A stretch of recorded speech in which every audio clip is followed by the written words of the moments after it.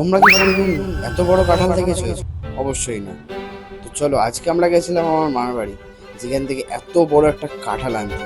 তো গেছিলাম সেদিন, ভালোই ওয়েদার ছিল, টুকটাক বৃষ্টি বৃষ্টি পড়ছিল, কিন্তু আমি আর আমার দাদা চলে গেলাম ডুঙ্গিতে। হ্যাঁ, আমার মামার বাড়ি ওখানে।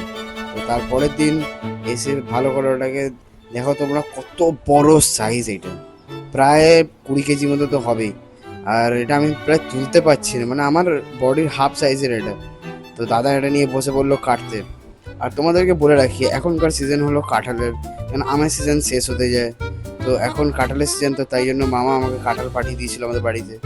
তো দেখতেই পাচ্ছ কতটা আছে, তাও এর মধ্যে আমরা জাস্ট হাফটুকু কেটেছিলাম, পুরোটা কাটিয়ে তার মধ্যে আমাদের হাফ বাটি পুরো ফুল হয়ে গেছিলো, দেখতেই পাচ্ছ। আর বড় বড় কোয়া।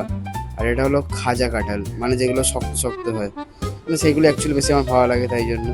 আর নরম কাঁঠালটা একটু গলায় আটকায়। আর দেখে বুঝতেই পারছো এটা জায়েন্ট। ওটা কেমন লাগলো অবশ্যই জানিও।